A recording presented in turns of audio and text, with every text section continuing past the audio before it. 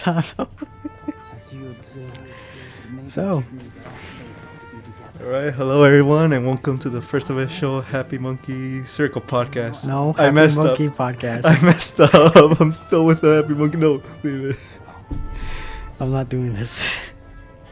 Yes, you Start it are. over. I'm not doing this. Yes, you Say are. it correctly. Yes. Alright, let me start over. Hello and welcome to the No, you Happy might as well just Monkey go, my God. What's wrong? This adds authenticity to the podcast. You're gonna edit that out. Probably. Who knows? Okay. Alright.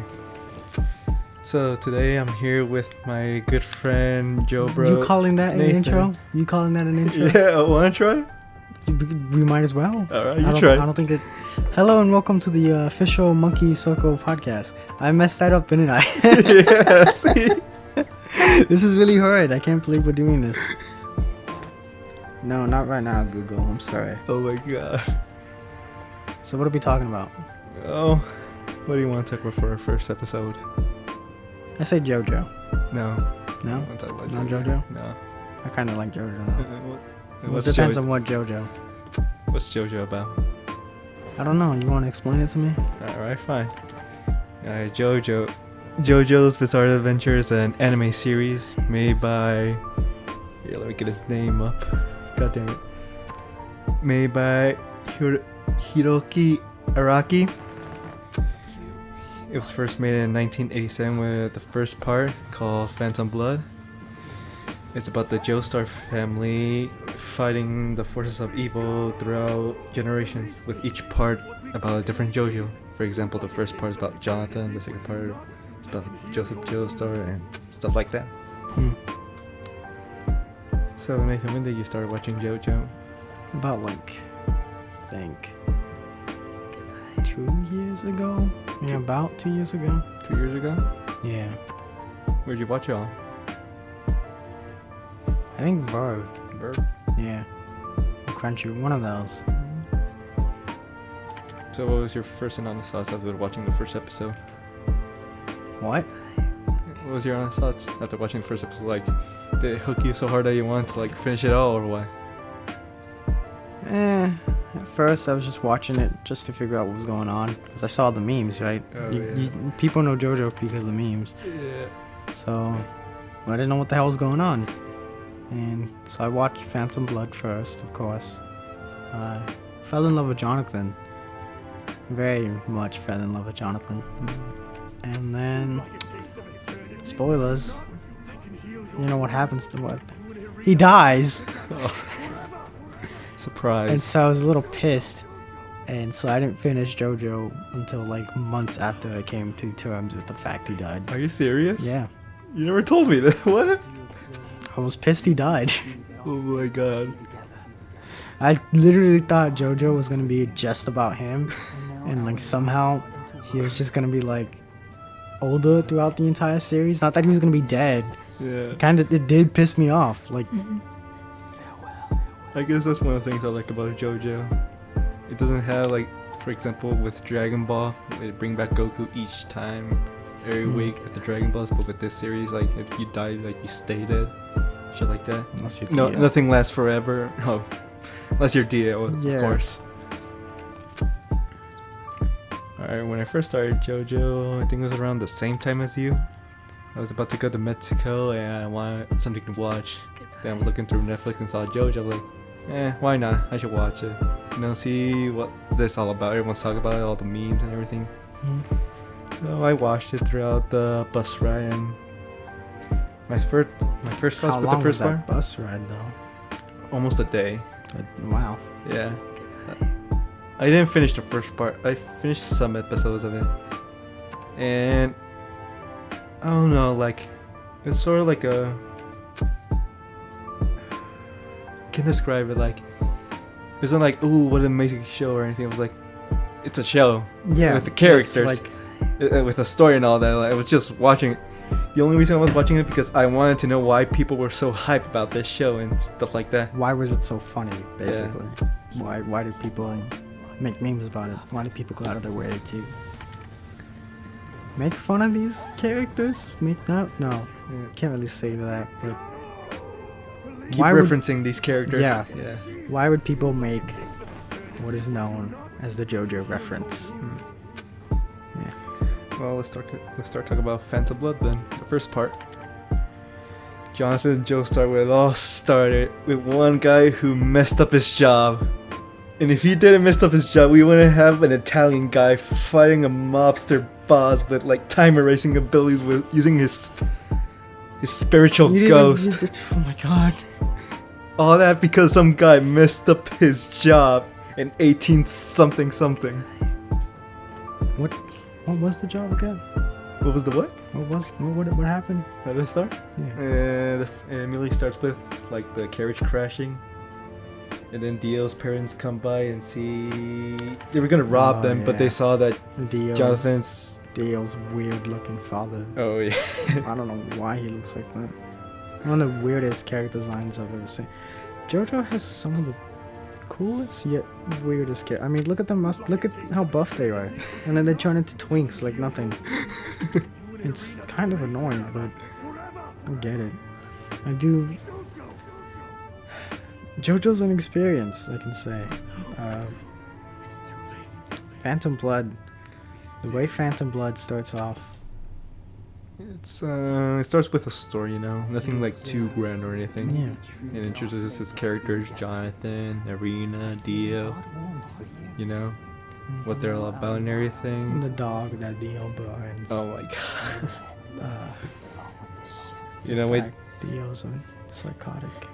Jonathan, when he first met Dio, he was like the nicest guy ever. Then Dio just immediately like kicks his dog and blames him for trying to bite him with the dog or something like that. Okay, I want to start over. Let me start over.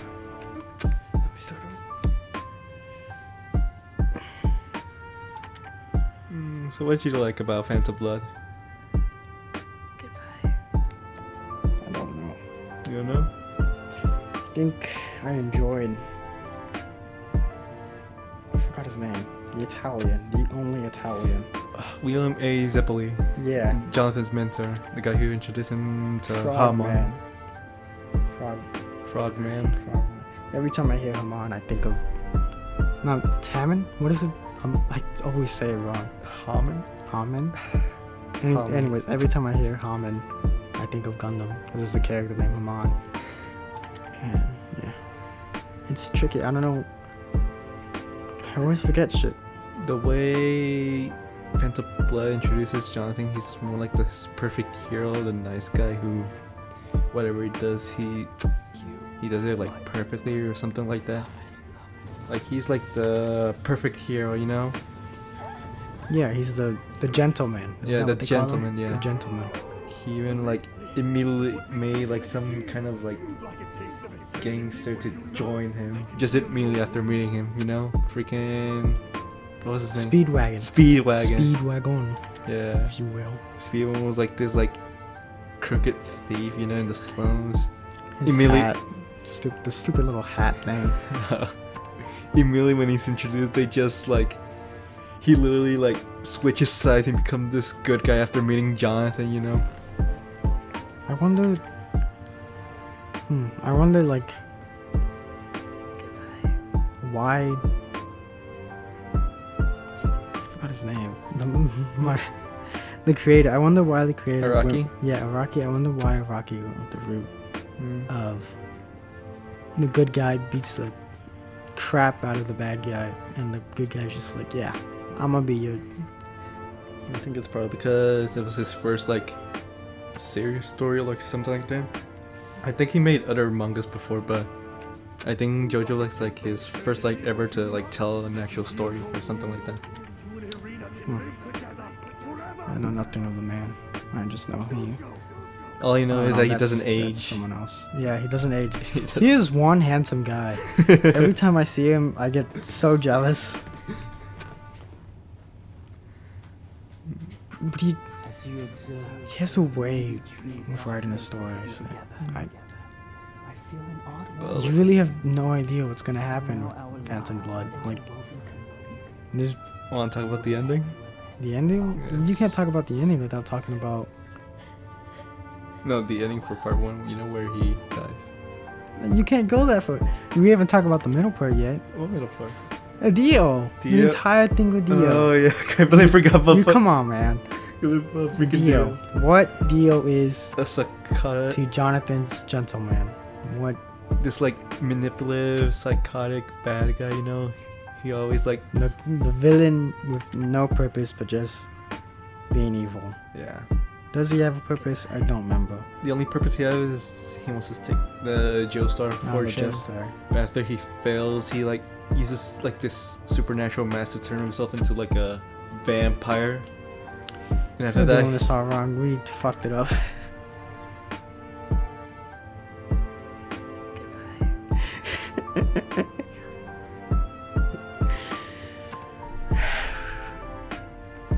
I don't know. I think we're doing Phantom Blood a very big misjustice. I don't think we are. I think it sounds like as it is. You know, it's just like a. It's an experience. You have to experience Phantom Blood, because that's what draws you in. In Phantom Blood, first you learn about. Okay, it's like stages. Stage 1 is the memes. You don't know what the memes are about, so you want to know. You want to watch the show, and you do. And Phantom Blood, that's first up, right? And it's this weird story about this buff. Is he British? Yeah, a buff British man. A buff British lad whose father is like an archaeologist. Yeah. Is he an archaeologist? Yeah, his mother is. His mother was. Yeah, that's why he wanted to be an archaeologist. He was studying the mask and everything. Oh yeah. And so his father keeps around. Well, they don't really keep it around. They just have it around. Yeah. Something I think to remember the mother because she was studying it at the time. Yeah. This psychotic, not psychotic. It's What is the word? Evil. Not evil. Because you don't really know it's evil yet. Who do you? Or not evil. Yeah, I do. It was like the meaning of evil or something. He like there's like no other like. No, the mask. Like, No, the mask. the mask has something behind it, but you just can't. You don't know. You can't put it together. Yeah. All you know is it transformed people into vampires and stuff like that for some reason. Wasn't it jot down to like Aztec magic or something? We can talk about that later. And okay. And all you know is Jonathan Joestar, this buff British lad, and this supernatural, that's the word, supernatural mask with hidden powers, able to turn the dead once back into living, flesh-eating monsters. And Dio And comes around, takes Dio. that mask, turns himself into a vampire. He kills the dog Kills the dog. for kicking it. And decides to take over the world with his vampire army. But luckily, Jonathan meets a guy named William A. Zeppeli to help him teach a technique called Hamon. That He punches a frog. he punches a frog and He everything learns how to fight with wine. with wine. He kills. Doesn't he fight? He fights this giant monster thing. No, he fights. You know what I was always frustrated about? What? Pluck. Pluck? The sword that he's given. Oh, That yeah. always frustrated me. Why do they give it the name Pluck when they do nothing with it? Doesn't it get destroyed Yeah. during the final battle? Yeah. What is the purpose of Pluck? It's such a cool little concept, but it's wasted. Like, I wanted to see him like use. Infuse Hamon with it. Yeah, maybe that's what He tried to do. like the creator was going with. It's like a misdirection or something, but I don't know. I don't understand why name it Pluck and then not use it to pluck something. I guess. Oh, after this intense fight with Dio, you know, he almost died, but He survives. he survives, you know. Jonathan marries a girl named Irina. So no head. Like, Sorry.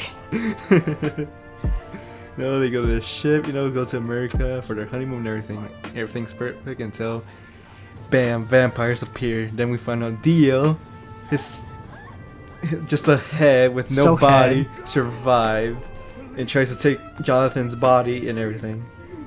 Even telling Jonathan that he respects him because before Dio saw Jonathan as just like this pest, this insect like bothering him, but after like being defeated by Jonathan, he like sees him as like this worthy opponent, like some kind of obstacle he has to go through, you know? Yeah.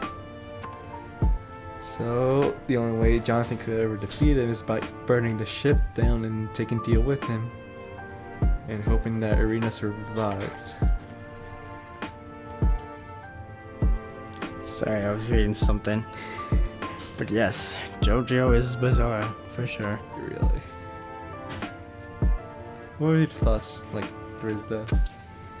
Towards the ending? Yeah. I told you, I was pissed. Watching this valiant hero, having won, having gotten the girl, having won it all, just destroyed on a boat with his wife in a casket and a random baby that she just picks up. No? Yeah. Yeah. I was... Like, yeah, she just picks it up. No, she doesn't pick it up. The parents die and Yeah. there's a baby. Sorry. Jonathan told Irina to take the baby with her because Irina wanted to, like, kill herself with Jonathan, but Jonathan didn't want that. I just remember that one scene where Dio turns the mother into a vampire Yeah. and then, like, she eats the baby. Alright, anyways.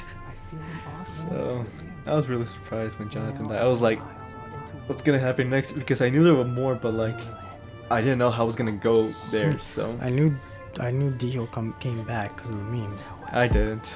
And I figured I thought it was gonna be a different Dio. that's true, actually. Well, let's go to the next part then. Part 2, Battle Tendency. With The part Joseph. that hooked me, that made me really like JoJo, the series and everything. The cherries. With Are this- they cherries? I don't know. With this Indiana Jones type like theme with freaking Joseph Joestar, Jonathan's grandson, this American JoJo. Well, not grandson, son. Yeah, his grandson. No. Yeah, Jonathan had Isn't a it- son, isn't George. Then George had a son, that's Joseph. Jonathan doesn't have a son. Yeah, that's George. No, isn't that the random baby that gets picked No, up? that's Lisa. Is it? Yeah. Remember? Let me give you a refresher then. So how do they? Oh yeah, because what's her name is pregnant. Yeah.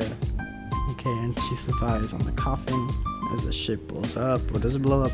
Yeah, it blows up. It blows up, sinks. It's gone. Dio's gone. Jonathan's gone. Everyone's gone except for Irina and the baby. And Speedwagon. Speedwagon returns, luckily. He's So- old, but he returns. So we start with Joseph Joestar in New York City, just buying some kind of soda. Then he sees like a kid getting like It's definitely Coca-Cola. harassed by freaking police officers and tries to save him. And they immediately show Joseph like being this different kind of person than Jonathan is, because you know how Jonathan's like this gentleman, this nice polite guy. While Joseph is like this like rude, obnoxious, you know, jokester kind of character. He's more headstrong than Yeah. Jonathan was. Joseph knows he can get in a fight and win it. Even though so Joseph's he's- like this like jokester, you know, Yeah. he's smart, he's very strategic. He knows he can get a fight and he Yeah. knows he can win it. He, So he boasts. yeah. He likes to trick his opponents, you know, get him to intimidate him. That way he can like take them out by surprise. So the mask. This is when the Ashtik come into play. Ah, yes, the Pillowmen. I Yeah. love those guys. After the events of part 1. I think that's what first really was. Well, that's when I was first. When I first saw a Pillowman meme, Yeah. I think that's when I was first like, what in the world is JoJo's Bizarre Adventure? You can look up a video of the Pillowman and Just be confused at you'd what the be heck confused with the dubstep, You're saying. Oh, yeah, with the design of the characters, the poses. We haven't even talked about JoJo poses. One of the fundamental things a fan can not discuss, but a fan would know. We can talk about that after like our afterthoughts. Okay. So after the whole events of part 1, Speedwagon tries to like find out what the mask's are about, you know. He makes his own company because he like found oil in America, you know, and made his Oh, own yeah. company and all that. Speedwagon is rich. The Speedwagon Foundation. No, they go to Mexico where they found out that apparently like these ancient beings created these masks for who knows why or anything. And after that, he gets captured by German soldiers, you know? Because this whole part takes place during World War II.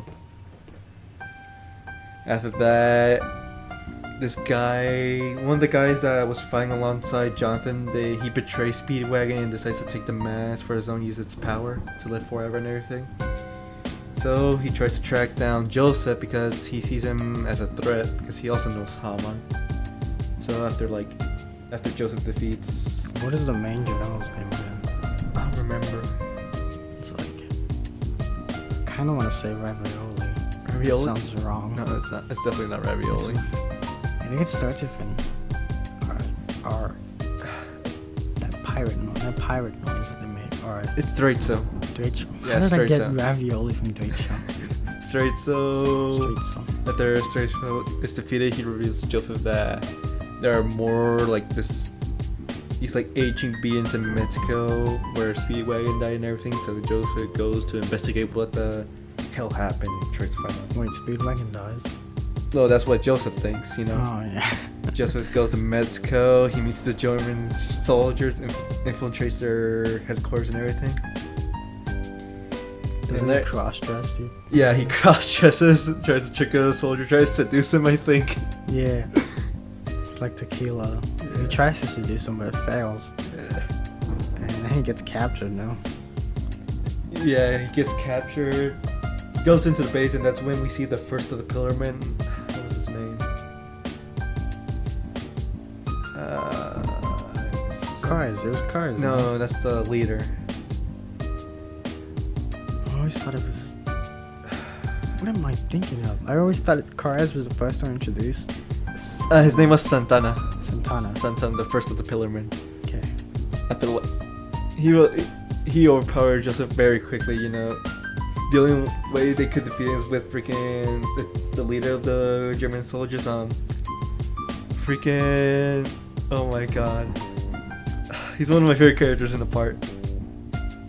You know, the German science is the best science ever. You remember that guy, right? I think so. It's not straight so, right? No, it's not straight so. It's... Hold on. Is he the one with like the... Can I call them cybernetics? Yeah. Cybernetics, like the machine gun in his stomach. Oh yeah. Forgot his name though.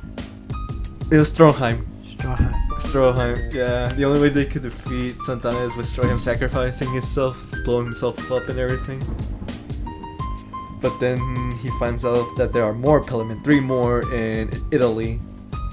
So after that whole shebang, Speedwagon returns. He reveals to Joseph there's someone who can help by the name of Caesar Cepoli. You know, William A. Cepoli's grandson as well. Caesar. My man. My main man. Oh yeah, Caesar. All my homies love Caesar. When Caesar and freaking Joseph first meet, they like hate each other. They like are annoyed by each other because Caesar's like this playboy and Joseph's like this jokester, like I said before. So obviously they hate each other and everything. Would you even call those polar opposites? Opposites attract. I don't think you would call them polar opposites. Maybe not, but they're definitely very different from each other. Caesar blames Joseph's grandfather for the death of his grandfather and all that. So after Speedwagon begging Caesar to train... That means Apelli did die a brutal way. I don't think he actually died from that, did he? He like held on for like a little bit longer. Kind of, yeah. After the fight with one of the major Pillarmen, Caesar sacrifices himself to give like Joseph a fighting chance. Give him like the cure to his like curse or something like that. Oh yeah, because they curse his heart. Yeah, they curse Joseph and they tell him that he has only like a month to train. And after that they can fight him, and if he wins they get like the cure or something like that. But Caesar wasn't able to defeat the Pillarmen, but was able to get like the cure to help Joseph. That way he can fight the rest of the Pillarmen. And that cross lies there. Luckily, Joseph beats the Pillarmen. Except for Cars. Because that guy, he's succeeding in getting the mask, becomes this ultimate being who's able to transform to different kinds of animals or something like that. The ultimate life form. Yeah, the ultimate life form. Yeah, ultimate life form. They go to this huge battle in a volcano. Joseph like freaking erupts it using his Hamon to make them like go and launch into outer space. That way cars can like freeze and not be able to go back to Earth. He becomes like this frozen statue, like floating through space, alive and like awake, you know? Doesn't He loses No. consciousness. it's not. What do you mean? Because Kraz is just like a floating rock in space. Yeah, now. he turns into like this frozen like statue or something like that. I always thought in part 4, Yo Angelo, I always thought that was Kraz for some reason, but it's not. It's completely someone else. But we'll get to that when we get to part 4. Yeah. So after all of that, everyone thinks Joseph's dead, you know, the curse of the Joestar family where each member has to die. But guess what? Joseph's alive. He survived with the help of Strongheim getting in this robotic hand because he lost it fighting cars. Mary's freaking, what's her name? Arena, no. What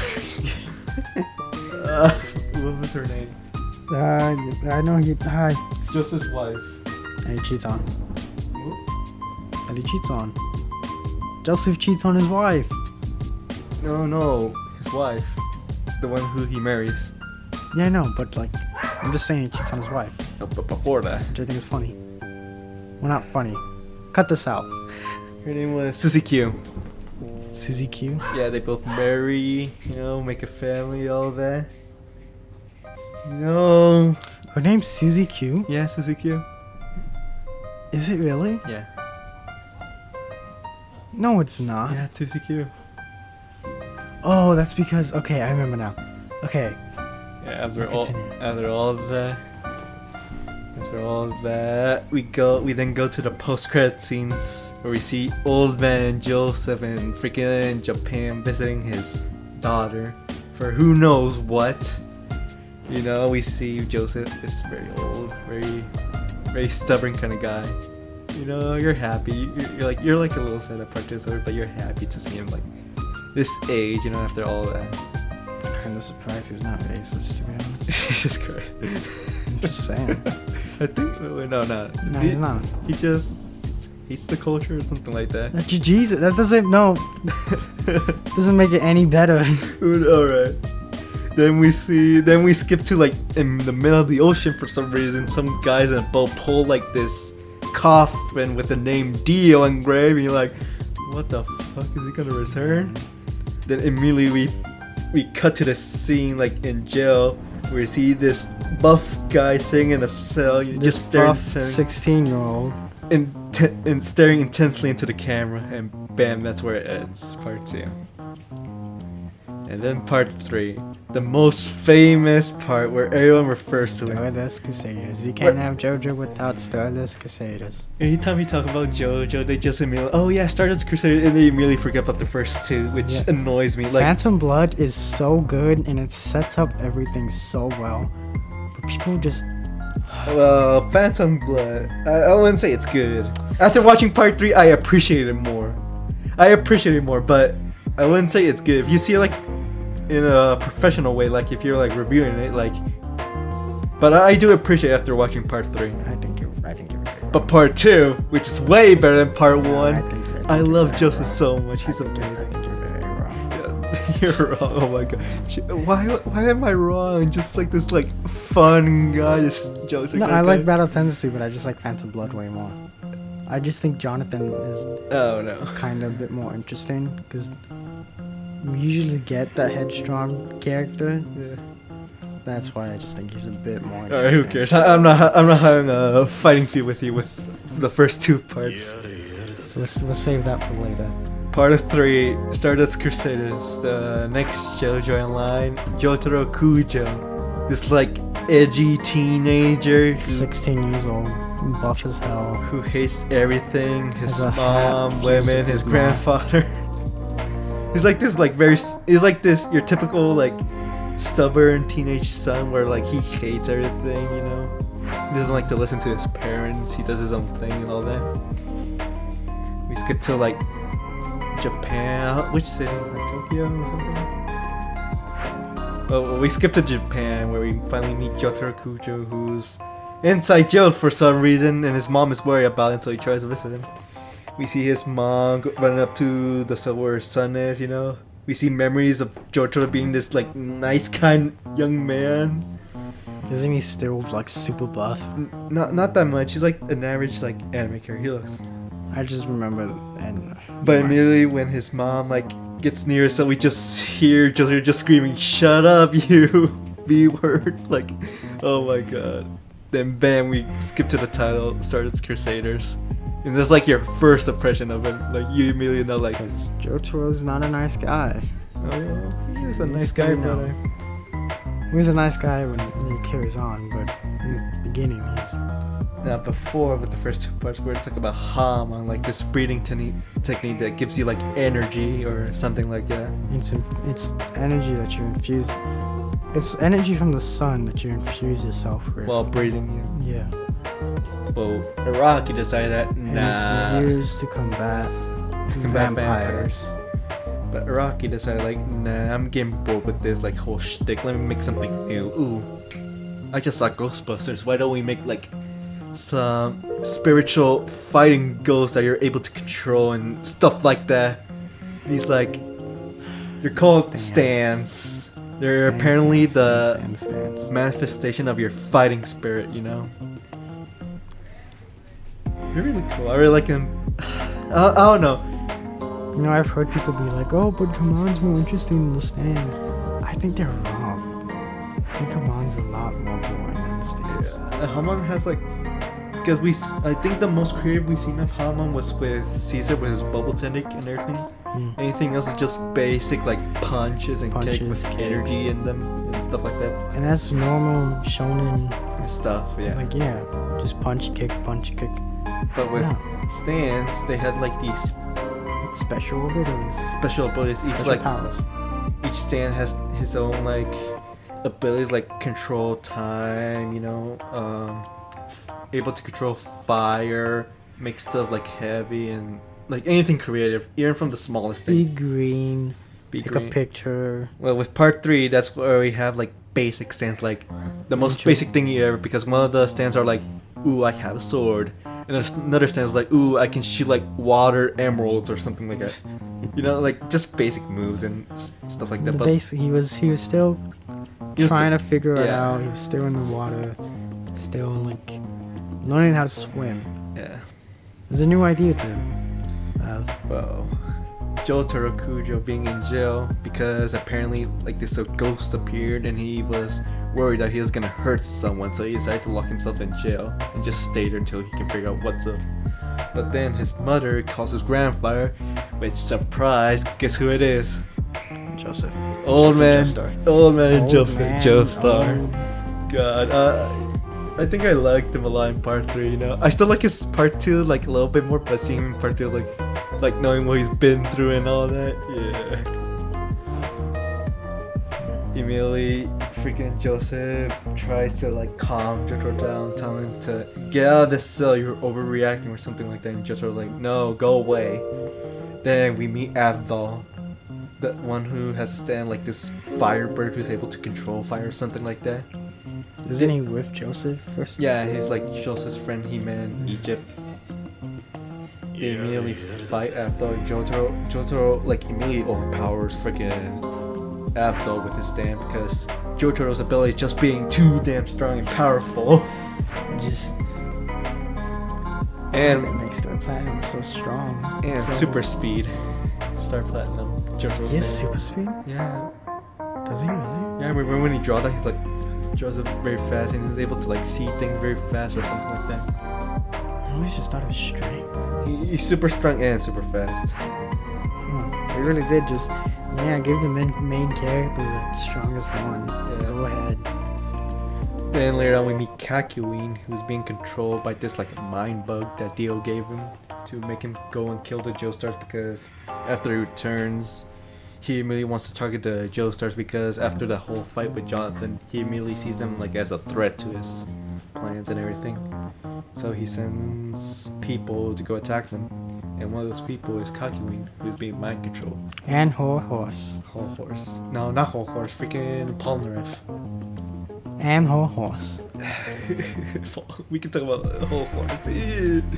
I just like whole horse. I think it's cool. Well, It's a gun. Polnareff and Kakiwing being controlled by this mind bug, but after like freeing them, they immediately want to team up with Jotaro and the gang It's and sad. try to defeat Dio because they see him as this evil who should be killed and everything.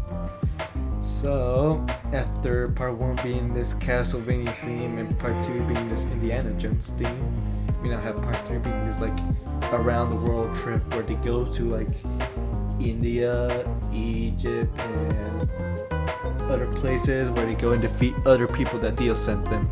And with each battle we just see like interesting like fight scenes and people outsmarting one another with their stance and everything. That's also another thing I like about JoJo and his fight scenes, where it's not all about like punch, kick, and stuff like that, And because strategy. You gotta They- know. strategy where they like You don't know what your enemy.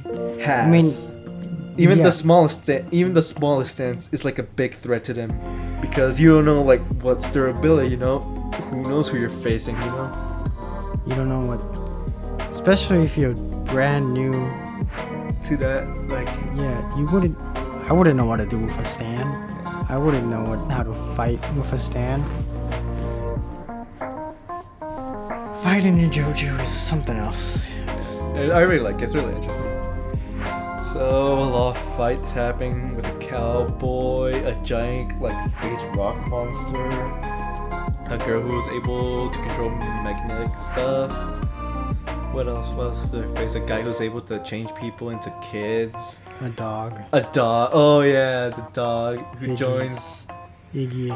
Yeah, they gain a new like member in the middle of the story who's like this dog who's able to like control sand. You know? I actually really like Iggy's stand a lot. We'd even talk about what the stands are based off of.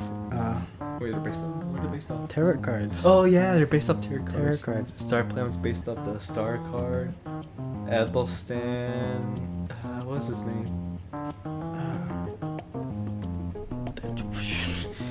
Well, each stand is based off like this tarot card, and then later through the second half of the season, each stand is now based off like Egyptian gods.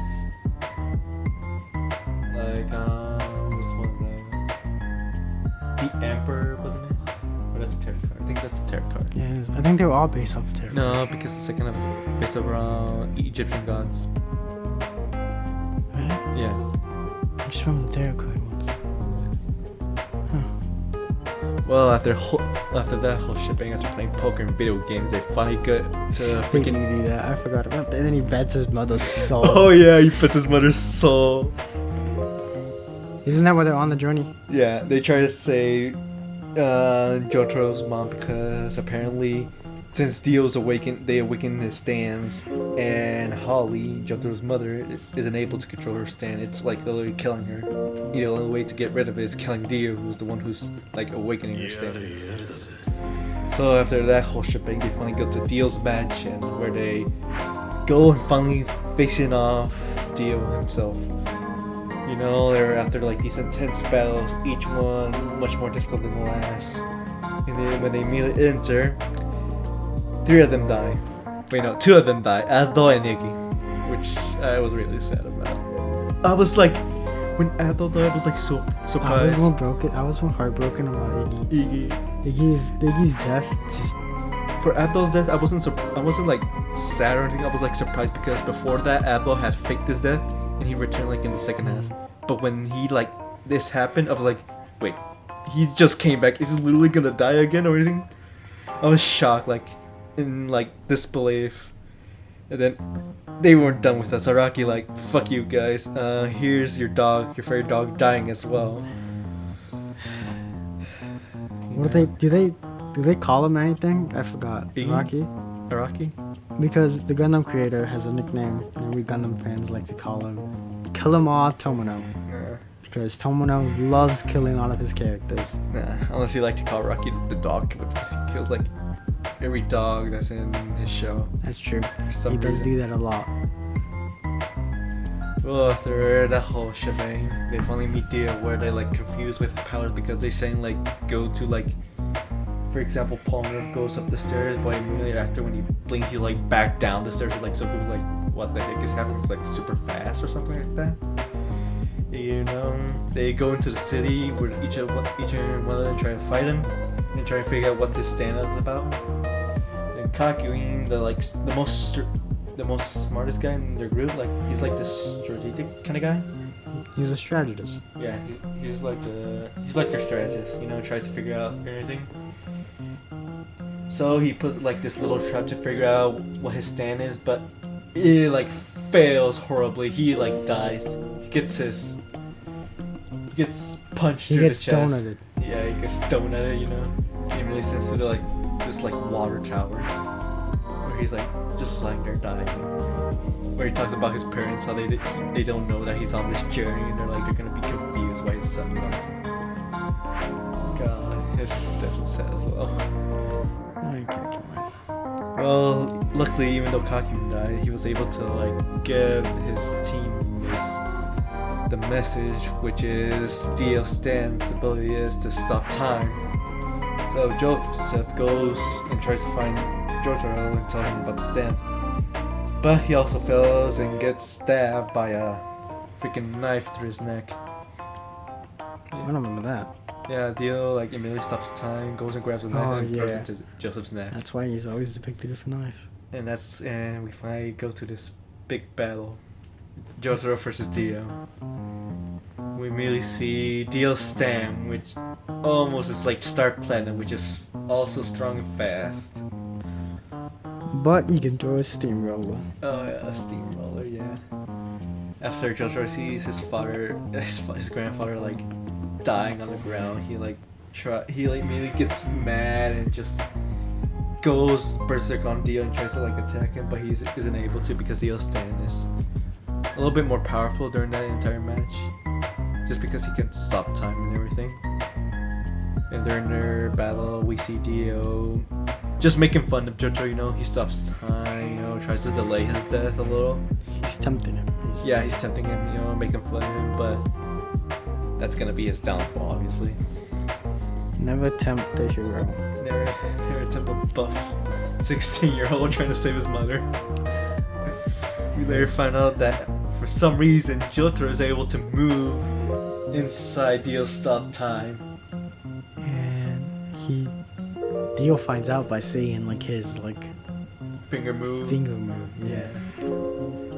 Dio immediately tries to like figure out like what the heck is going on. Why is he able to move or anything? You know, first Jotaro's like trying to trick him like, what the heck are you talking about? This you're crazy and everything. So Dio's like, yeah, you're right. I'm probably crazy. Like tries to kill him. Just imagine it. I'm winning. I'm just imagining it. Then bam. That's when Jotaro comes in and punches Dio's skull through his brain, launching him into the air. And just like Dio, he delays his death. You know, he's like making this grand speech immediately, but then bam, Dio stops time, gets away by grabbing onto a car. One of my favorite things in the JoJo franchise is a video about the OVA, the original OVA, and it's just Dio in a cart, and he's just running people over. It's in that same car. It's in that. He gets in it and he just runs people over. Yeah. Well, after that shebang, Dio finally gets to like Joseph's body where he sucks his blood, and finally is able to like get Joseph's like the Joestar power or something like that, where he's like finally powered up and goes and attacks Jotaro. Obviously, he immediately overpowers him, but again, Dio gets cocky and makes fun of him. And thanks to that, Jotaro is able to come up with a plan to defeat him or something like that. So after Dio launching like Jotaro through the city, they go to like this bridge where Dio pulls a steamroller and tries to crush Jotaro on it. You know, but bam! Dio thinks he finally killed Jotaro. He finally thought he won, but bam! Jotaro suddenly appears behind him, revealing that he also is able to stop time. Finally is able like to control it, right? And finally kills Dio. just like that. And just like that. He just kills him. Just like He's that. like, Dio, you're dead. And then Dio dies. He explodes into like this puddle of blood. Somehow, somehow Joseph is alive because he got the blood that Dio took from Joseph and like did this like transfusion where Joseph finally wakes up and bam, he's alive. Because Kira likes Joseph too much and will never let his favorite die. But he would let every other dog die, so it don't matter. What are your thoughts on part 3? Did you like it? Like, was it like, was the hype deserved from everyone else? I like part 3, but I think it's overrated. It's alright, yeah. And it's my least favorite. Yeah. I don't really like part 3 introduces Stans and all that. I like the characters, but I don't really care for the overarching plot. Yeah. I do care for the Dio is just evil to be evil, and I get that. Like, but compared to every other villain that comes next, I think Dio is like my second to last favorite for a reason. Because the next 2 villains are so good. I can't see Dio the same way. Well, let's talk about part 4. Diamond is Unbreakable. The best part, I don't know and about nothing that. would change my I mind. don't know about that. As much as I think Phantom Blood is good, Diamond is Unbreakable is amazing. Well, for this part's theme, it's all about this murder mystery in this small town in Japan called... What's it called? I'm trying to remember the radio. What is the radio? Mario Radio. Not Mario. Mario, something like that. Mario. Oh yeah. Mario, that's the Mario. city. That's the city. This murder mystery where the heroes have to try to find this killer who's like out there murdering people, you know? Doesn't it start off with his mom, with the main character's mom? No. It immediately starts with Jotaro like being this older guy going to Mario City and trying to investigate something. He's in white. Yeah, he's in He's this looking white clothing. handsome. Yeah. He's now. Weirdly, he looks younger because Yeah, he does. This is the look- first part where the characters aren't just like buff guys. This is when they become twinks. Yeah, where they become skinny guys, you know, and we see Jotaro like before we saw him like this really buff guy, but now we see this like this He's skinny very- guy. It looks like he And like he's a lot more calmer. calmer. Yeah, He's a lot more chill. Yeah, he still has like the anger stuff, like, but Yeah. he's a lot more calmer. So immediately Jotaro goes like to the plaza trying to like find someone or anything, but then he finally finds him, and we finally meet freaking Josuke Higashika. We're talking about the movie here, right? Wait, what? The movie? Live action? Yeah, the live action. We're talking about the part 4, the anime. Yeah, I know, but the live action. I just think the live action. We're not is talking about neat. the live action. I hate live action. I hate It's it. neat. It looks I want to watch it. Every anime live action looks horrible except for what is that name? Alita Ballinger, but we're not talking about that shit. I don't know about that. I don't know. Okay, anyways, we meet Josuke, Josuke, the 4th the JoJo. best JoJo.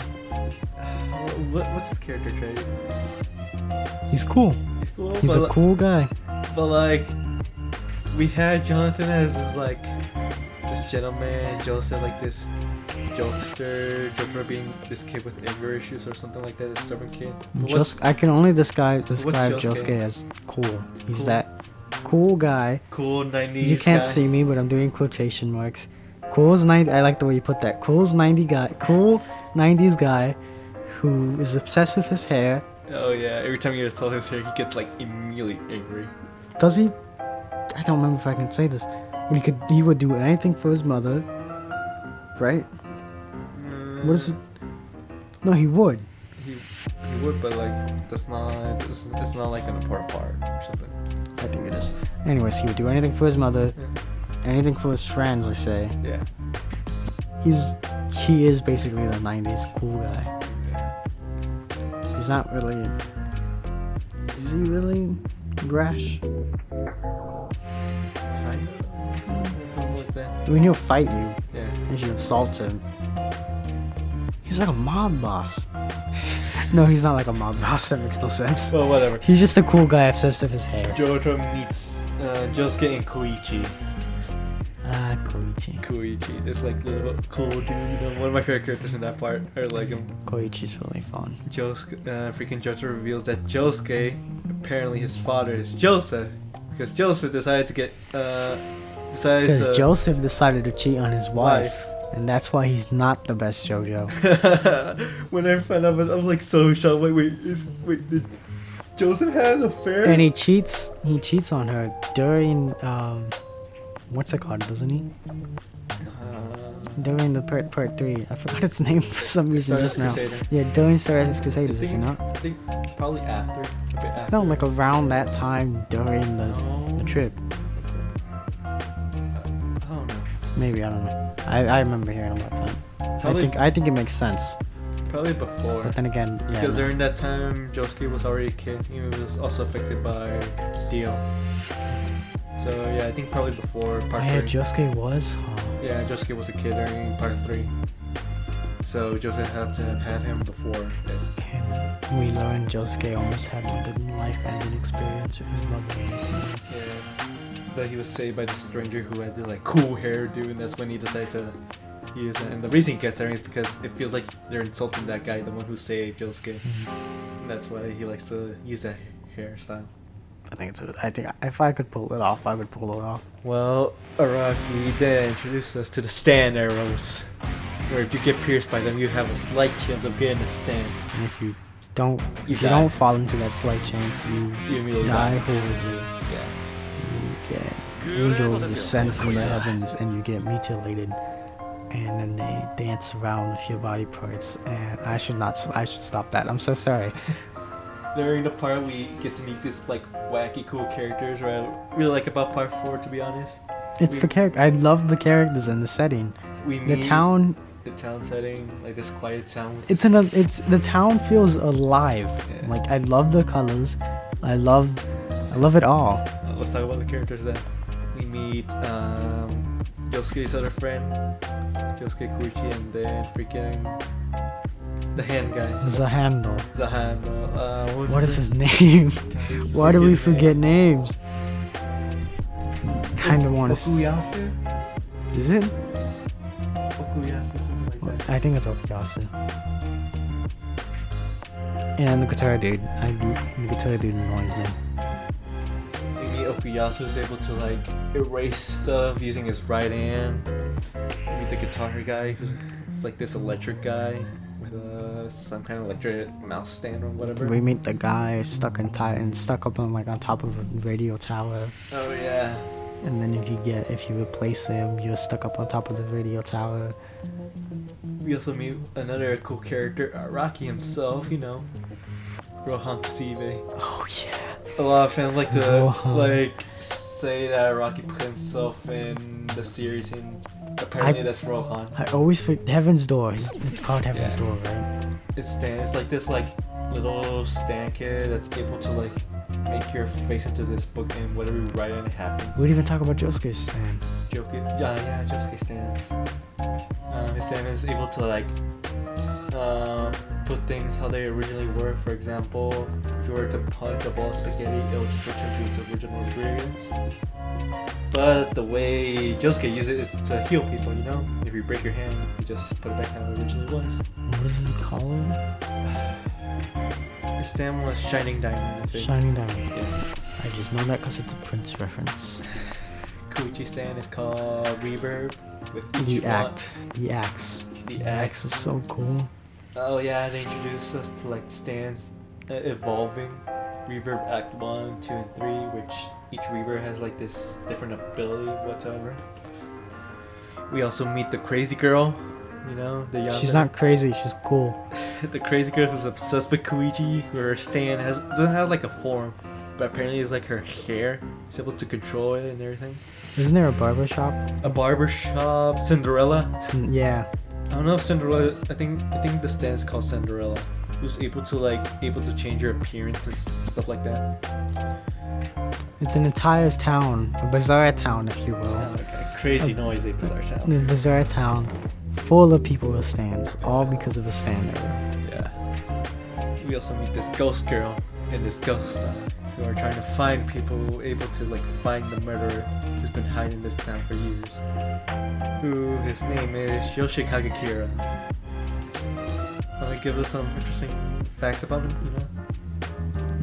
Yeah. He's a good-looking guy. That's all I'm gonna say. And he's obsessed with hands. I choose to forget that part for a reason. Like he's really obsessed with hands. This in a man weird- collects them.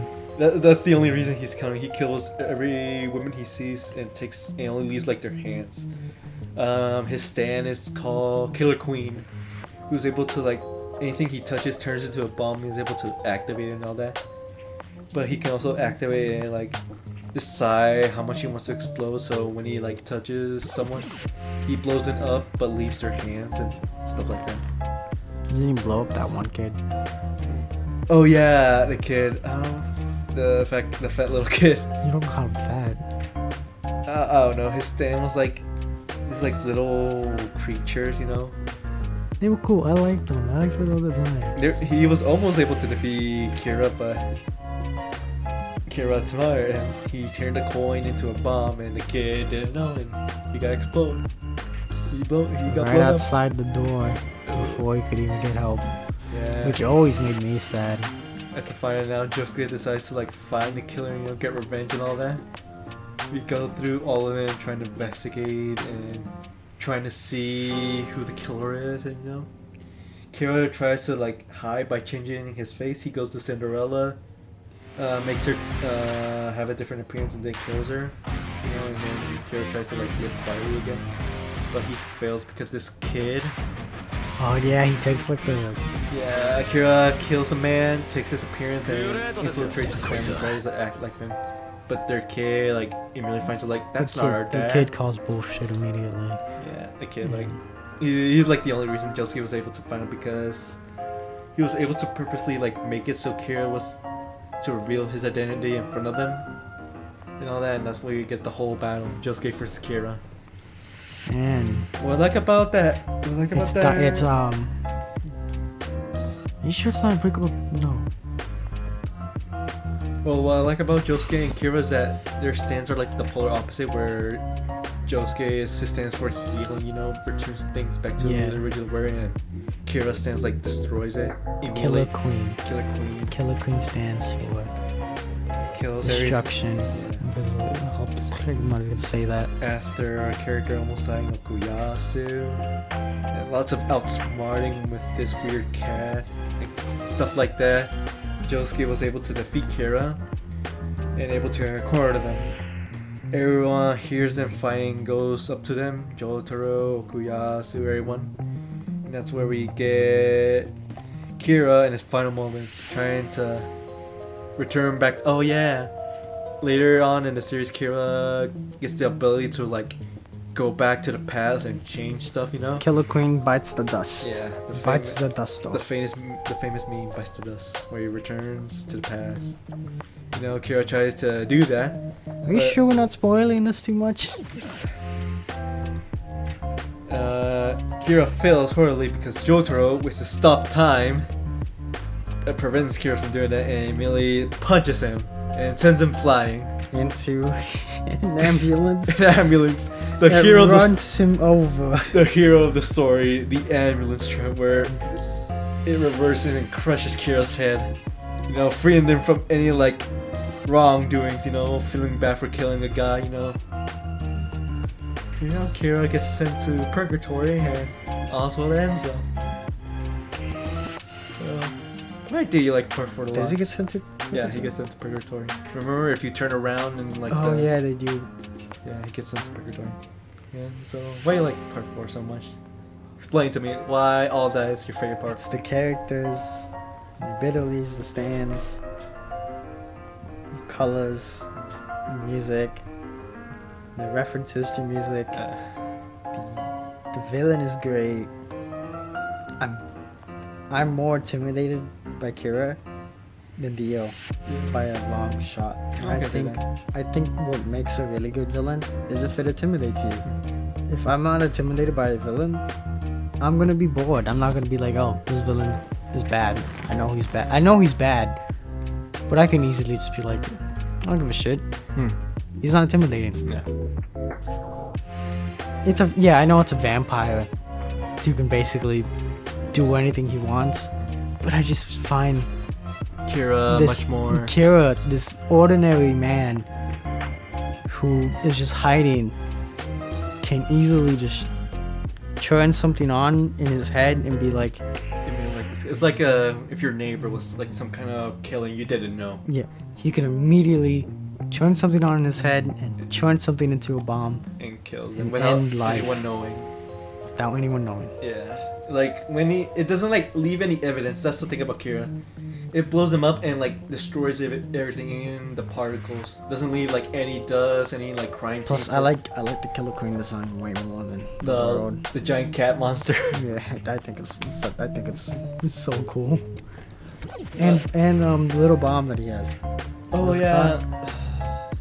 It's another Queen song. Killer, Shearing heart attack. sheer heart attack. Sheer heart attack. It's like Oh, the little cat flower thing too. yeah. Forgot about that. You just Diamond is Unbreakable. It brings in so much, and just it's so nice. It's like it's just beautiful. Honestly, it's very. When I think JoJo, I think Diamond is Unbreakable. I think a bizarre town full of bizarre people doing bizarre things. Like, it sells it so well. If when people ask me what is JoJo, I say Diamond is Unbreakable. That is why I like Diamond is Unbreakable, because it's peak JoJo for me. And I don't know, I just really like Kira too, man. I don't. Ooh, this is hard. I also like Kira a lot. He's like my third favorite villain, probably. Cause it's been a long time since I've told you, it's been a long time since I've truly since I dived into JoJo, since I watched JoJo. Well, hopefully after this you like really go obsessed with JoJo again. I'm trying to remember. There's one thing I remember. There's one thing I can remember, but I can't remember it. You know, when you get that feeling and you're like, I definitely know this happened, but I don't know if it happened.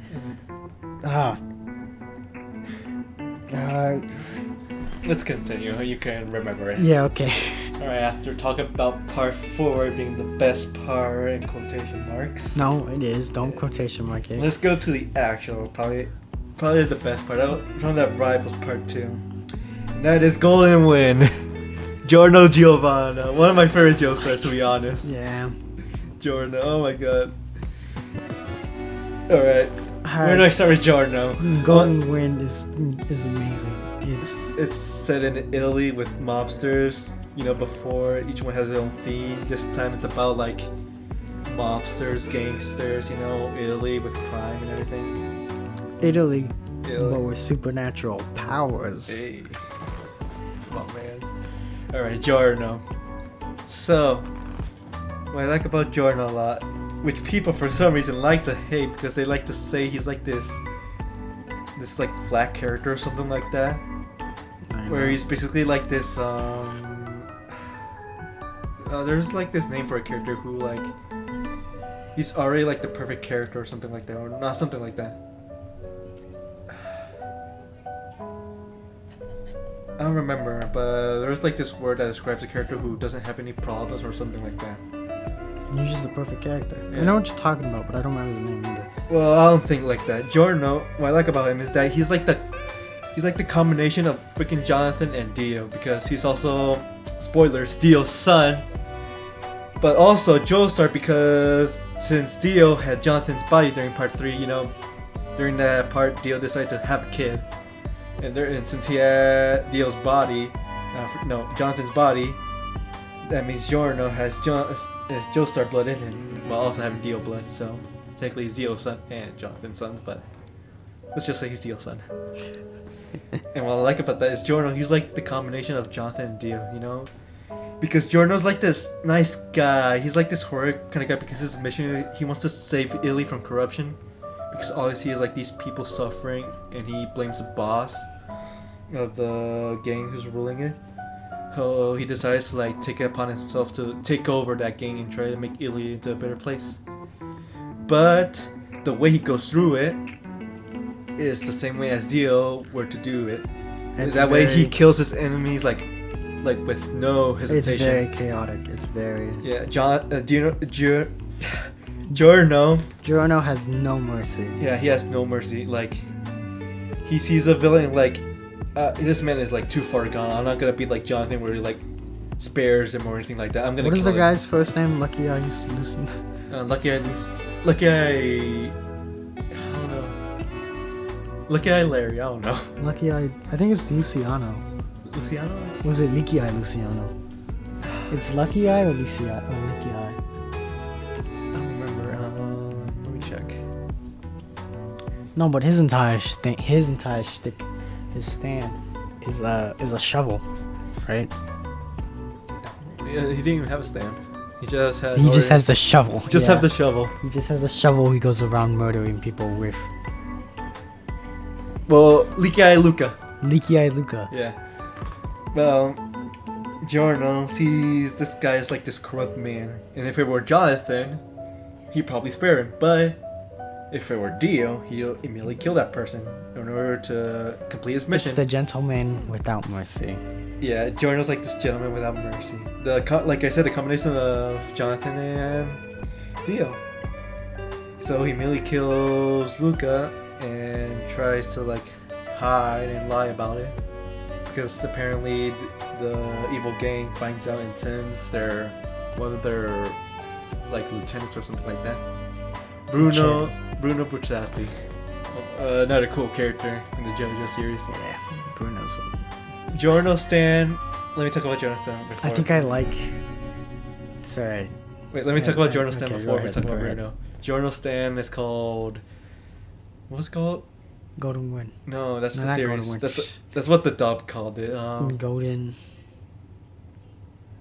Experience. Golden Experience. Yeah. Because that's another Prince reference. Giorno Stan's called a Gold Experience, where its power is that anything he punches, he can infuse that thing with life. For example, he punches like a battery. He could turn into a tree, a bird, or something with life. A body part, even. You know? And Bruno, his stand is called. Zipperman. No, that's also a dub name which people Are you hate. kidding me? Yeah, people hate that name so much. I kind of like it. I think it's funny. Zipperman. Well, Bruno's is called Sticky Fingers, Sticky Fingers. who can like create like these zippers. Like if he puts a zipper. Pocket dimensions, basically. Well, not exactly. The little pocket. He punches a wall, a zipper appears, then he opens it and like goes to the other one, goes through it. It's a pocket dimension. No, not a pocket dimension. He doesn't go through it. Yes, he does. No. He can't go through it. He goes through it, but he doesn't go through a pocket dimension. Like he really like opens like he puts a zipper in the wall. He opens it and goes through it. He doesn't go through a pocket dimension. So he can go through it. I remember it being a pocket dimension. No, it's not a pocket dimension. He goes through the wall? It's probably the effect that you see, I think so. but it's not a pocket dimension. He goes through the wall, doesn't he? Yeah, you go. Basically, like he opens up the zipper, he steps through it, and then he's on the opposite side of the wall. Yeah, but it doesn't Okay. go through a dimension, I whatever. remember it being a pocket dimension. Why do I always remember this so much differently? Well, whatever. Bruno and Jordan had this like one of the coolest fights in JoJo, in my opinion, where they're like two boxers with their stands fighting, and now, you know, Bruno escapes. Jordan tries to get him because he knows if he escapes, they're immediately gonna kill him. So after catching up to Bruno, Giorno was able to defeat Bruno. But when Bruno thought he was gonna kill him, Giorno decides to spare him because he sees Bruno as like this nice guy, and tries to convince him to join his cause into like overthrowing the boss and taking over the game. And well, Bruno decides to like, fine, alright, I'll help you I'll out. do it, yeah. I don't see why not. I got nothing else going on Tuesday. So Giorno later on becomes a gamer, thanks to this like giant monster creature called Popo. He's not a monster. How's that human? How's that? It's JoJo. There's nothing human about JoJo. Well, whatever. He becomes this gang. He joins Bruno's team with one of the most interesting characters. First, we meet Abakio, the tsundere in that team. Abakio, he hates Giorno with passion, you know? Like, if it were Abakio making this podcast, it'd be just the reasons why he hates Giorno. Yeah. We meet Mr. Guido, The best one. He hates 4 because he thinks it's unlucky. Narencio. Is that how you say it? Mr. No. The little one, Narencio. Oh, it's freaking How do you say it? Naranchi. Naranchi? Naranchi. Oh. Naranchi. What if we remember this so much differently? I don't know. Naranchi, he's basically like the kid in the group, even though he's older than Giorno. You know, he likes airplanes, you know. He's like this very like kid-like kind of guy. We also meet Fugo, the one with the anger issues, but really smart. Fugo was... He's like the smartest guy in the group, but if you make him angry, he gets really angry. He turns into the freaking Hulk, especially with his stand. Let's talk about the stands. With Mr. Stan, Sex Pistols. where they're like little guys. Mr. uses a gun. You know that scene? Have you ever seen Roger Rabbit? No. Who Framed Roger Rabbit? No. But there's a scene in it. The guy comes out.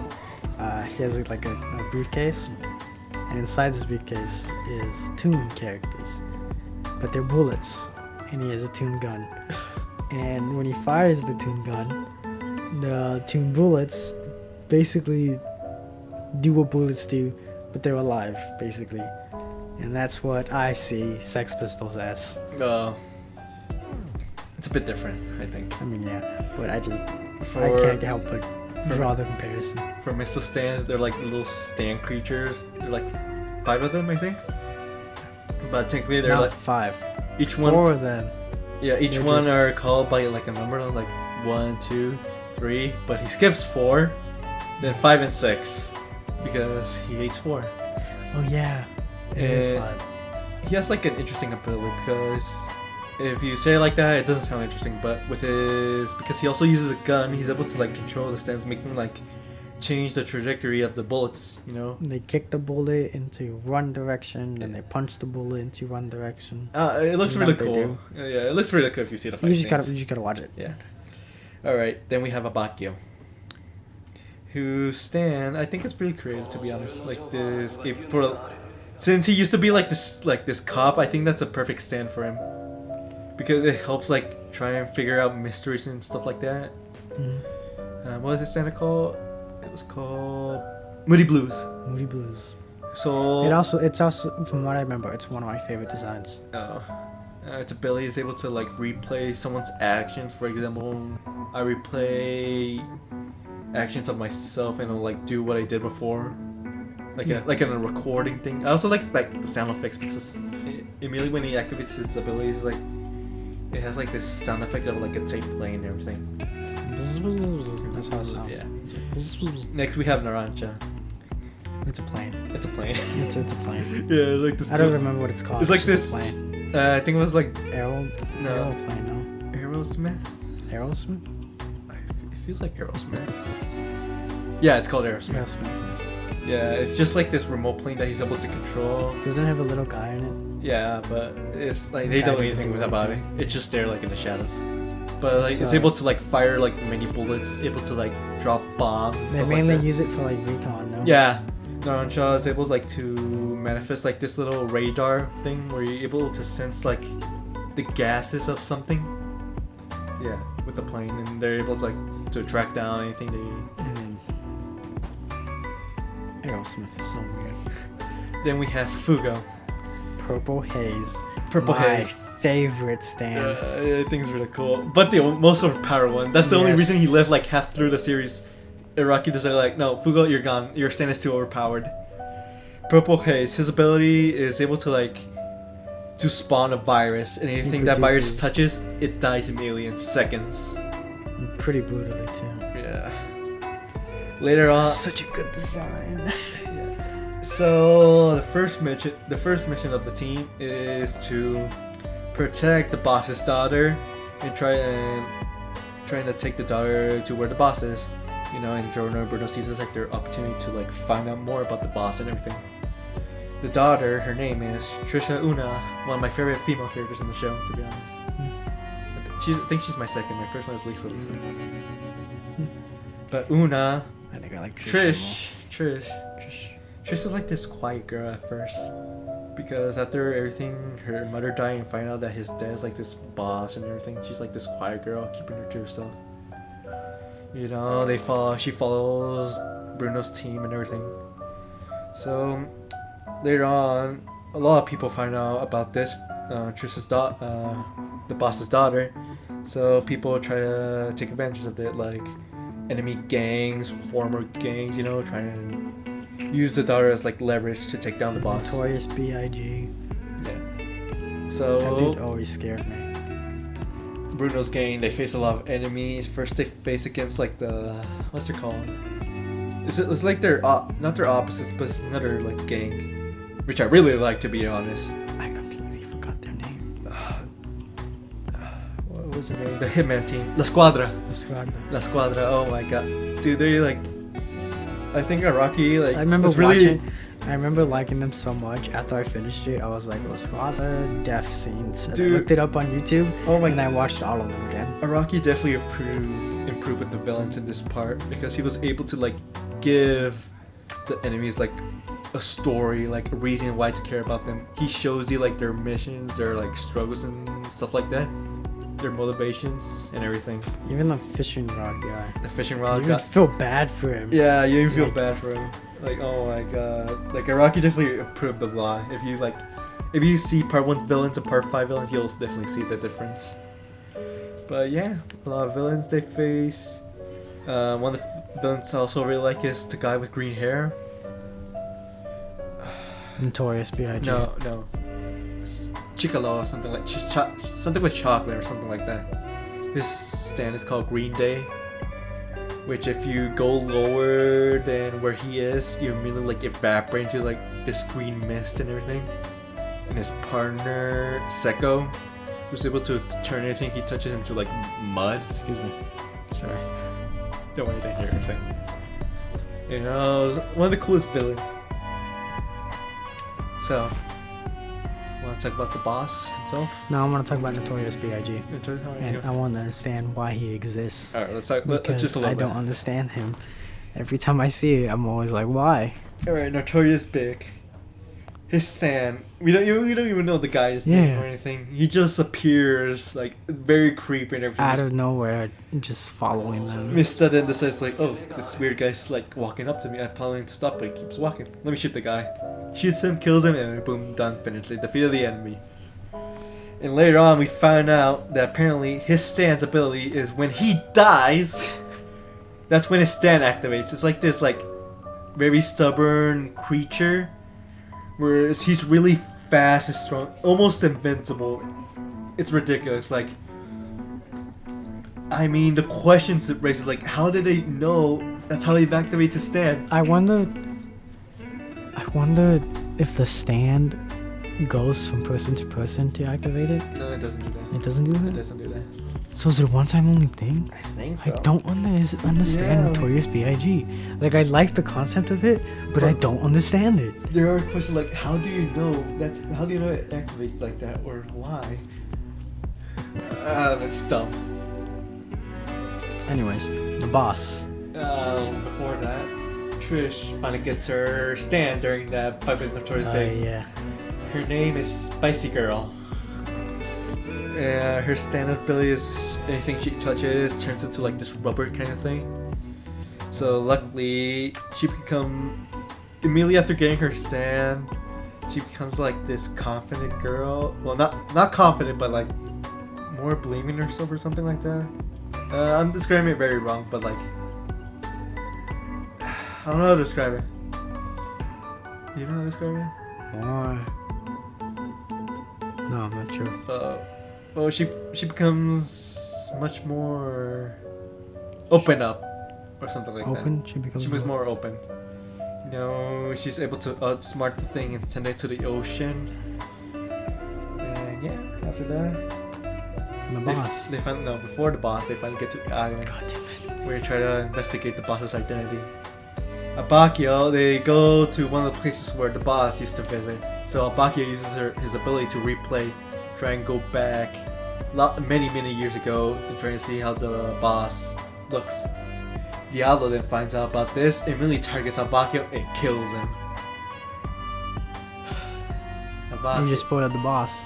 And after that, we see Abakio in this afterlife, because Abakio's backstory is basically like he used to be like this like very nice cop kind of guy where he believed in his cause, you know, like law is like the only thing protecting us from evil and stuff like that, you know.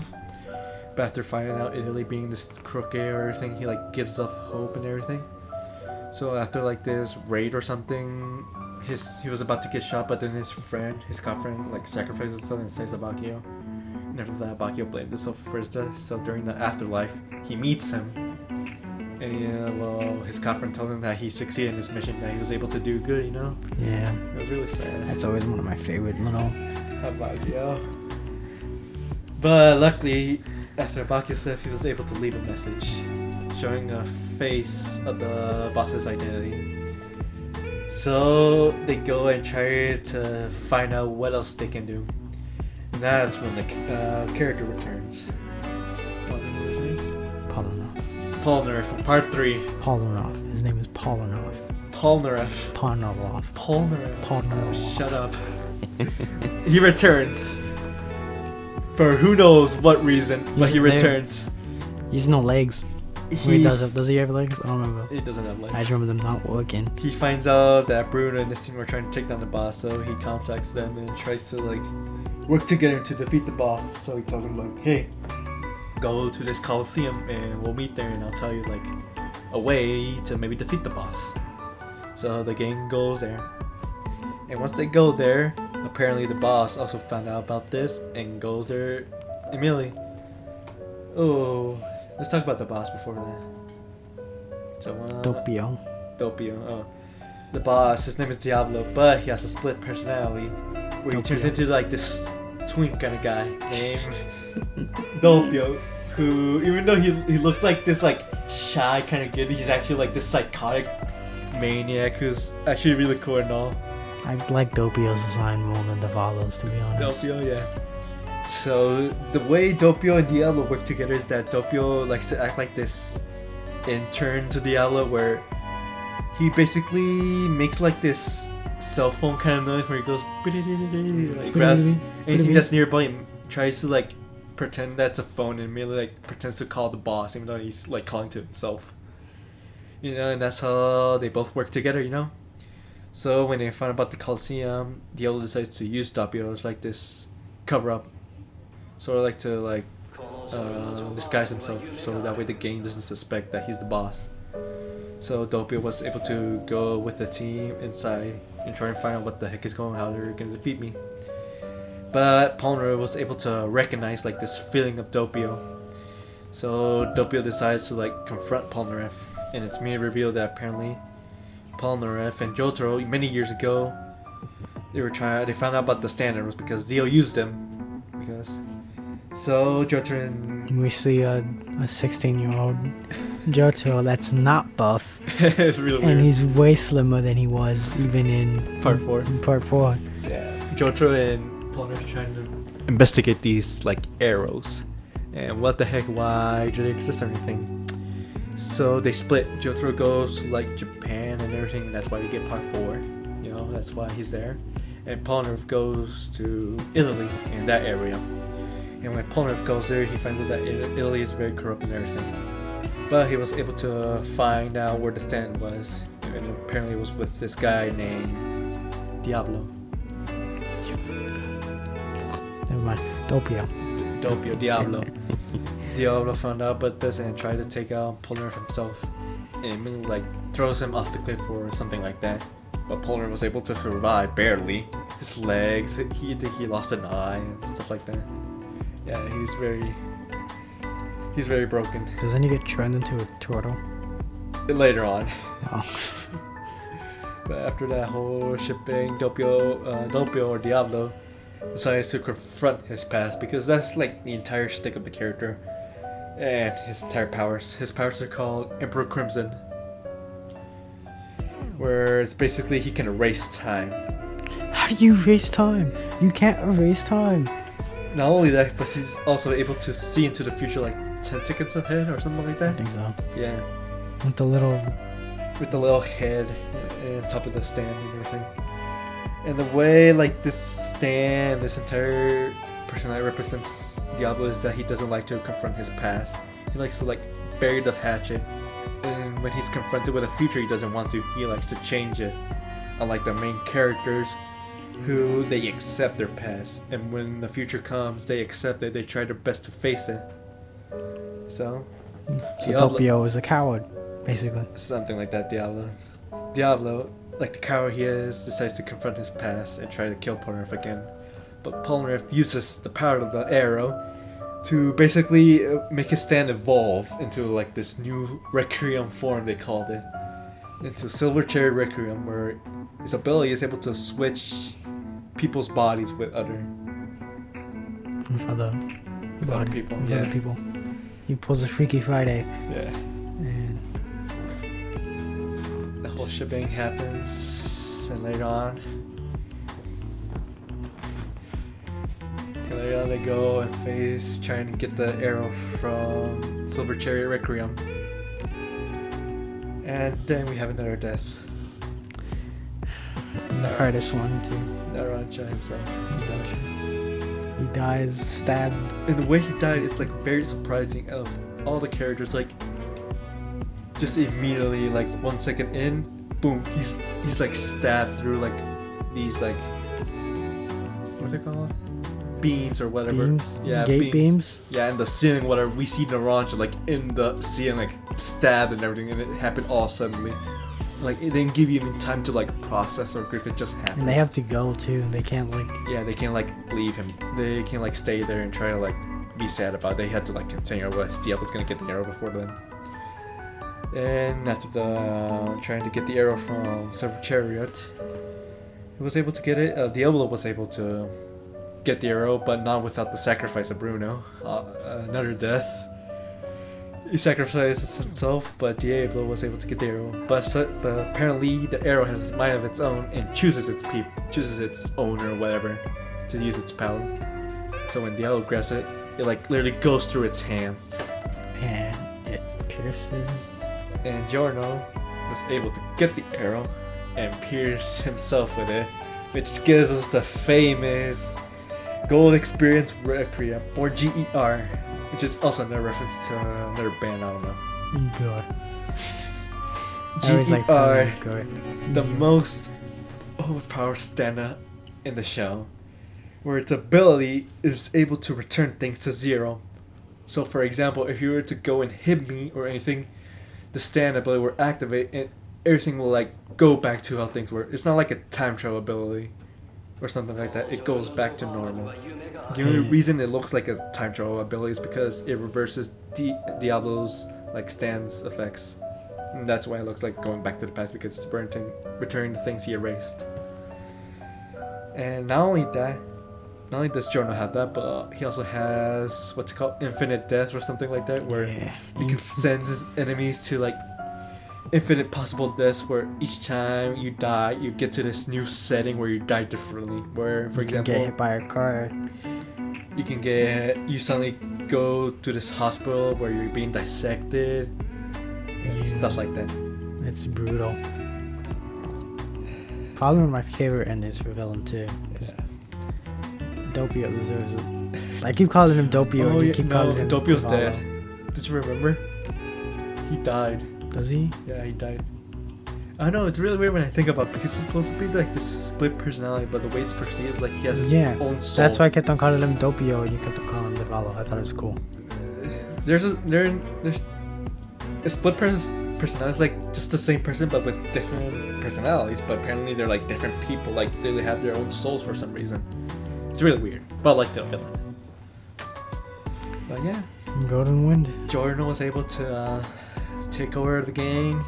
Mist and Trish were the old ones who survived, but And then Giorno gets a cool little outfit change at the his end. black outfit looks cool now. So does Mystic get one? No, so. yeah, he must get. It's like purple and everything. Oh, yeah. We don't see Triss. Fugo, who knows where he is? He left. Are we Because getting a one shot about Fugo? there is a one shot, but it's not available. But yeah, part 5, one of my favorite parts. I really like part 5. That's caught up with the JoJo anime. I like the main characters, the side characters, the villains, and even the overall story. I really like it. The message it gives, like, you have to be able to confront your own past and able to like accept the future. Otherwise, you'll just be this coward like Diallo who has to spend his entire life like suffering because of his past and stuff like that. So, And that's JoJo. That's JoJo's Bizarre Adventure. before that, what do you think of part 5? You think it's better than part 4? I think it's my second favorite. I don't think it's. I think it's good. Before that, I like part 2. It was my favorite part. But after part 5, I'm like to be honest, even to this day, I don't know which part is my favorite. Which JoJo's my favorite, Joseph or Jonah. But I'm a hardcore Part 4 fan, but I think Part 5 is pretty. It's pretty close. It's more close than Phantom Blood. I'm a Phantom Blood. Sure. Why Phantom Blood? Like after part 3, I was able to appreciate Phantom Blood more because it gave like this meaning to deals with, like, finally, like that jerk finally died after everything he did in part 1, and I just like what they do with it. It's not. I don't know. I appreciate it more, but it's not one of my favorite parts. It's my least favorite part, to be honest.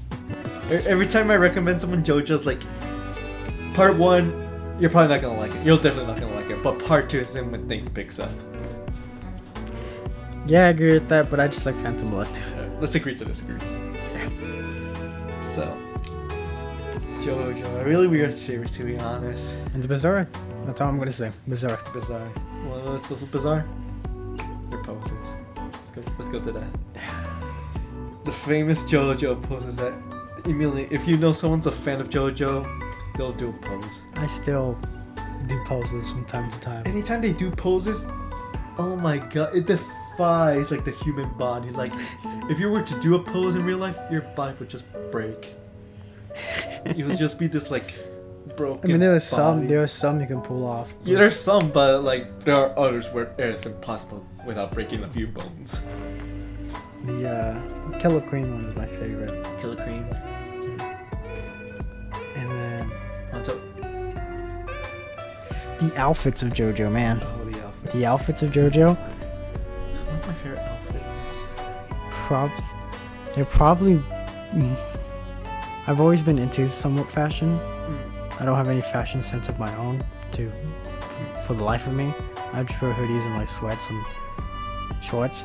But if I could ever design fashion, it would be JoJo fashion. It would. There's something about it. It is based off of like modern fashion, but it has a certain flavor to itself. Yeah. It's more. It expresses a lot. It expresses a lot about the characters. Yeah. Even Like the Joestar's. Jonathan's is like battle gear almost. battle gear. It's shoulder pads, blue shirt, and just stuff pants. Like that.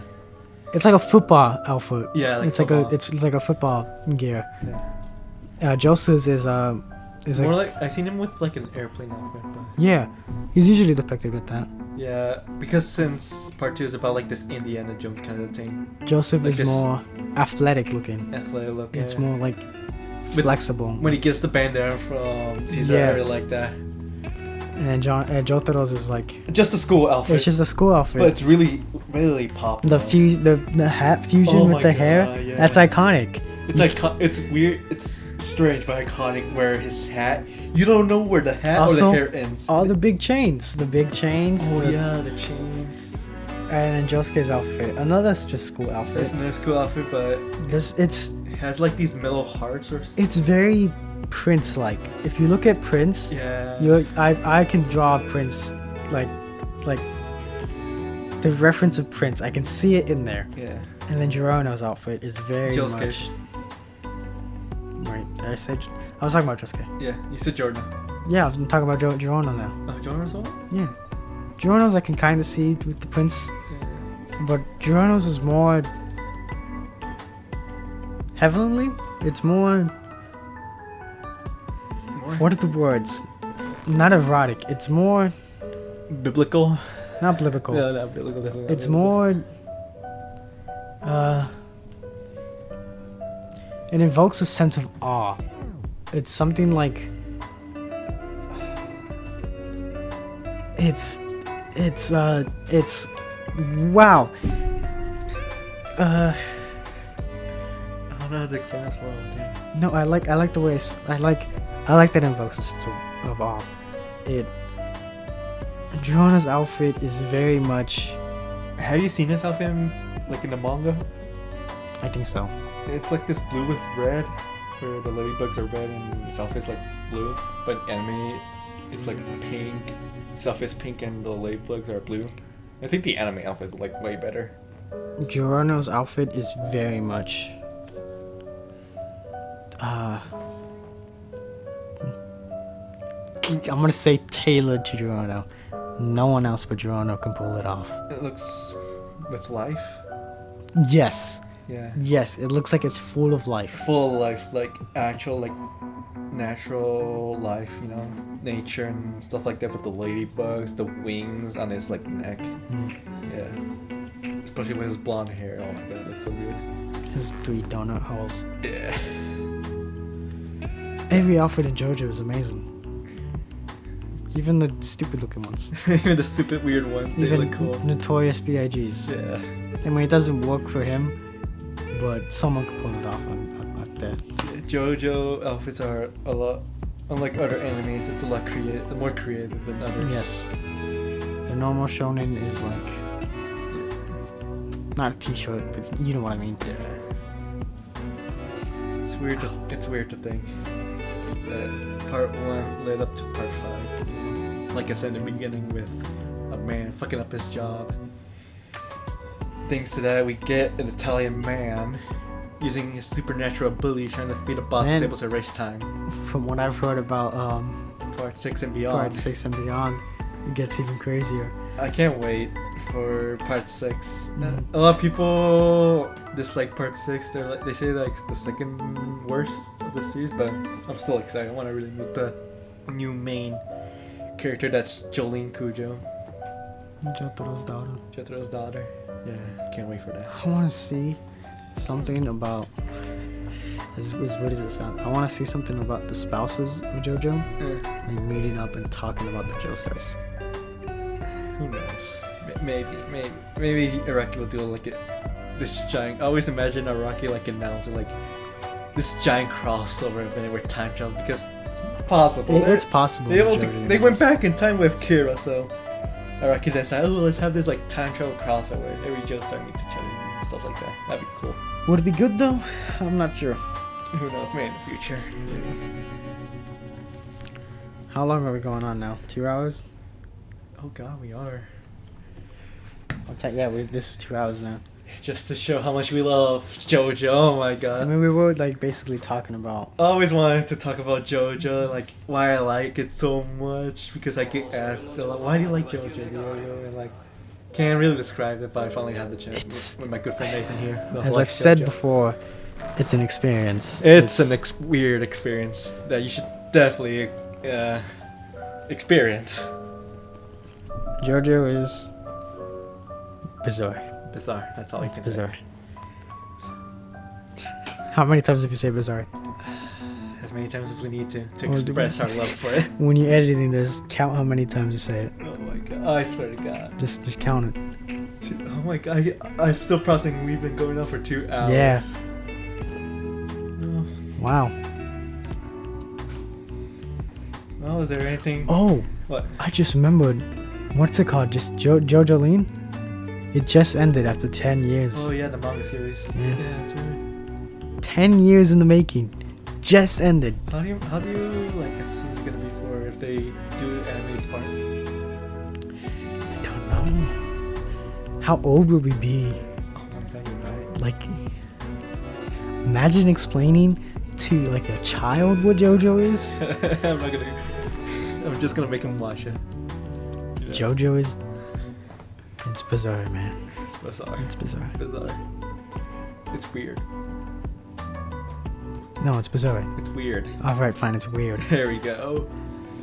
Well, that's it for the first episode of the Happy Monkey Circle podcast. Happy Monkey Podcast. Whatever, we're still working out the kinks. Yes, we are.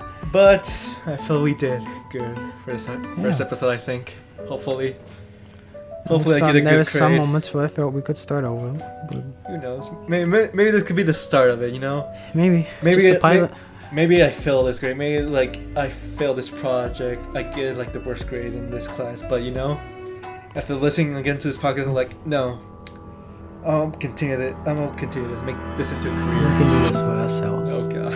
We can have some fun with it. Never. Please don't quit school and really go to this podcast thinking that you're gonna succeed. That's like the worst idea ever. Don't do that. Alright. All I gotta say, since we borrowed this equipment from my sister, who also has her own podcast, listen to Local Fruit. It would mean a lot to me. Just, please. Well, that's it, folks. Hope you That's it. enjoyed. Goodbye. That's all, folks.